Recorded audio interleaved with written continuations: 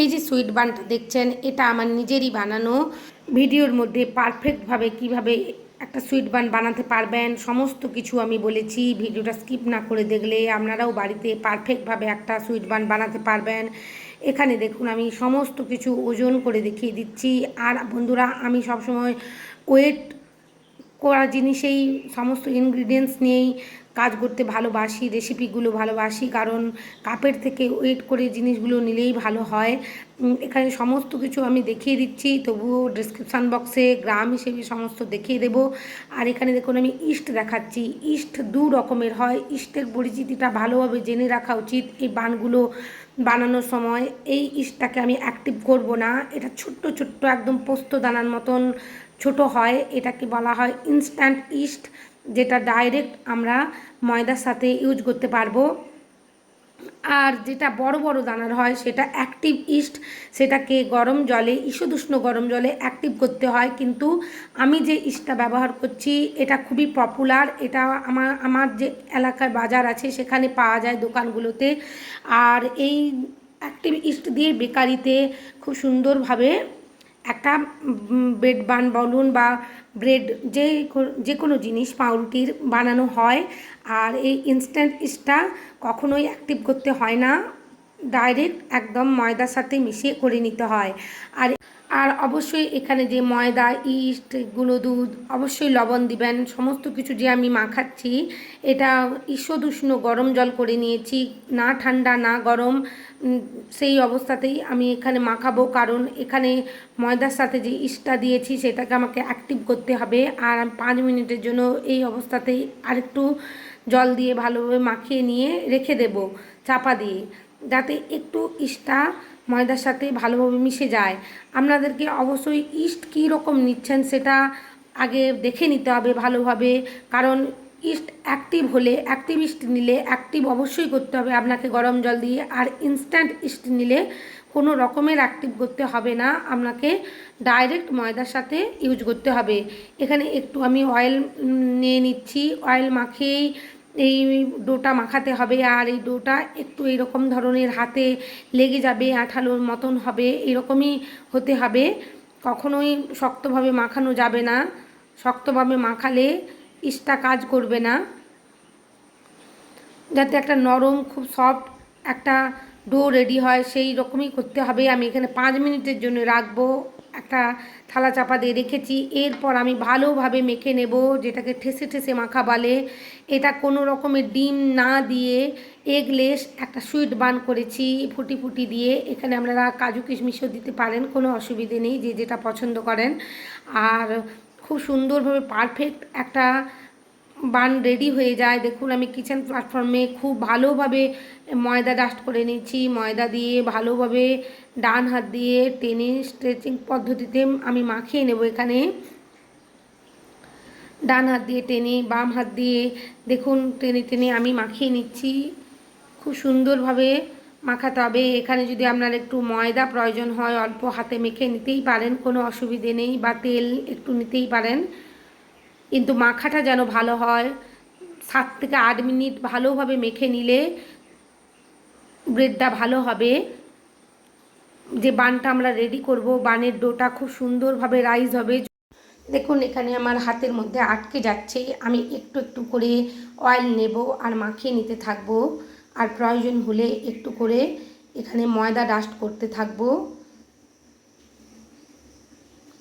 ভিডিওটা আমি বেশি স্কিপ করছি না, যাতে আপনারা যারা প্রথম এই ডোটা বানাবেন দেখে ভিডিওটা পারফেক্টভাবে বানাতে পারেন। এটা একটা টেকনিক, এখানে অবশ্যই এটা প্রয়োগ করতে হবে যে ভালোভাবে আমি মাখাবো ডোটা। এই ডোটা যত ভালোভাবে মাখানো হবে, যত শক্তি প্রয়োগ করে পারেন মাখাবেন, এখানে কোনো অসুবিধে নেই। দেখুন আমি খুব সুন্দরভাবে মাখিয়ে নিচ্ছি, বেকারিতে এভাবেই মাখানো হয়। যতটা ভালোভাবে মাখানো যায় ততটাই আমি দেখিয়ে দিচ্ছি আপনাদের।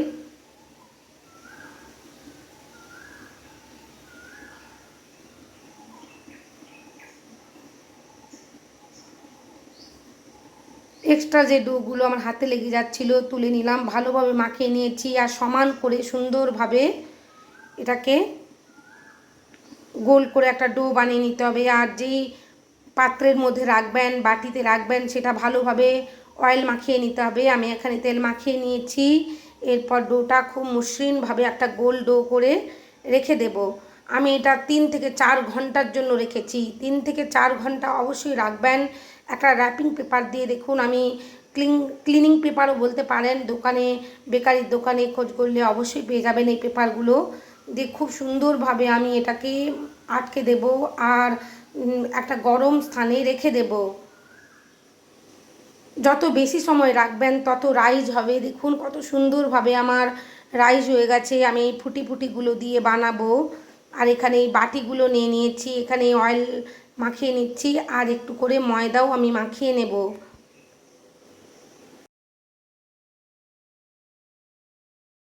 দেখুন এই ট্রেটার মধ্যেও আমি বেকিং করে থাকি এই ধরনের ব্রেড বানগুলো, আপনারা জানেন, দেখেছেন অন্য ভিডিওয়। আমি সেটাও ডাস্ট করে নিলাম। দেখুন কত সুন্দরভাবে রাইজ হয়ে গেছে। আর ভেতরের যে এয়ারটা আছে সেটা বের করে দিতে হবে। এভাবেই ভালোভাবে হাত দিয়ে মেখে বের করে দিলাম। এই অবস্থায় এসে বেশি আর মাখা যাবে না ডোটা।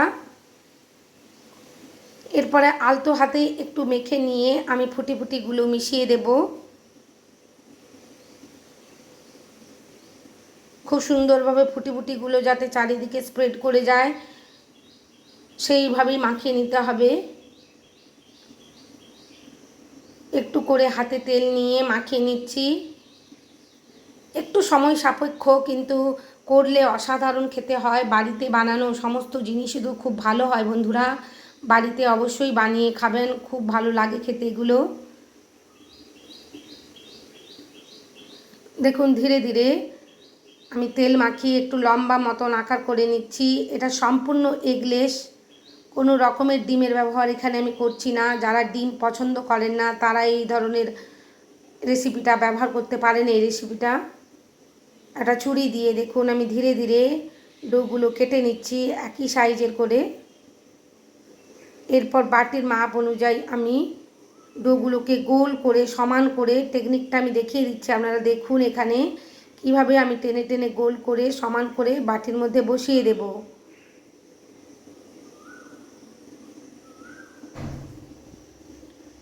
খুব সুন্দরভাবে গোল করতে হবে যেন এতটুকু ফাঁক না থাকে। আপনাদের কাছে আমি সম্পূর্ণ ভিডিওটা একেবারে টিপস অ্যান্ড ট্রিক্স সহ দেখিয়ে দিচ্ছি। যদি আপনাদের উপকারে লাগে, ভালো লাগে, তাহলে আমার এই চ্যানেলটা সাবস্ক্রাইব করবার জন্য অনুরোধ জানালাম বন্ধুরা। আর আমার চ্যানেলে যদি নতুন এসে থাকেন অবশ্যই আমার চ্যানেলটা সাবস্ক্রাইব করতে ভুলবেন না।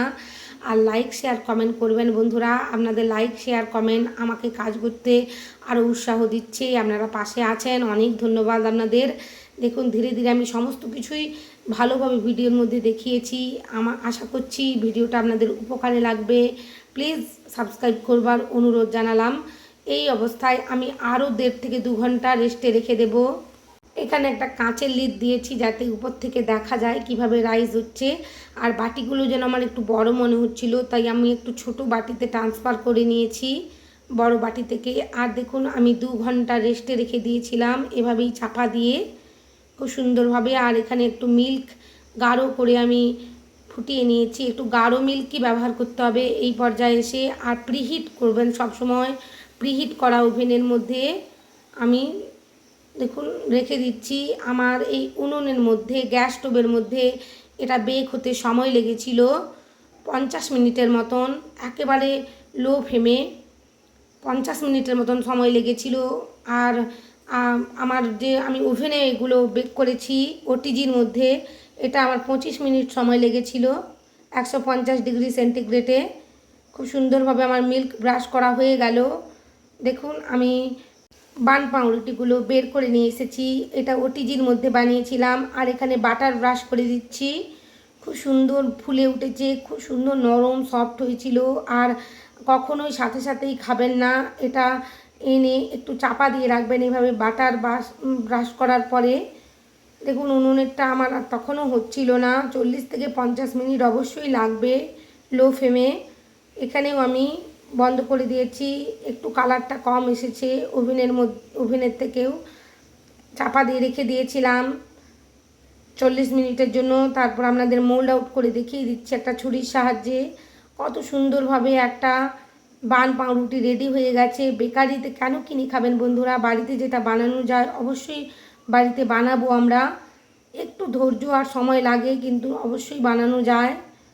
দেখুন কত সুন্দরভাবে, একটু পুড়ছে না, কিছুই হচ্ছে না, একটা নরম সফট বান রুটি রেডি হয়ে গেছে। বাড়িতে অবশ্যই বানাবেন, সবাইকে খুব খুশি করে দেবেন। ভেতরে দেখুন কত জালিদার, কত সুন্দর রুটিগুলো লাগছে, আর খেতেও খুব দুর্দান্ত হয়েছিল। আর সাথে সাথে অবশ্যই খাবেন না, এটা 40 থেকে 50 মিনিট রেস্টে রাখবেন একটা চাপা দিয়ে, তারপরে এটাকে খাবেন। খুব সুন্দর খেতে হবে।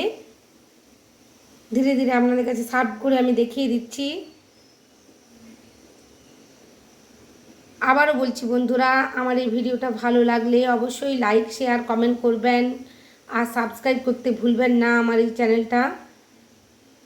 দেখুন আমি চায়ের সাথে সার্ভ করে দিয়েছি। অনেক ধন্যবাদ বন্ধুরা আমার ভিডিও দেখার জন্য।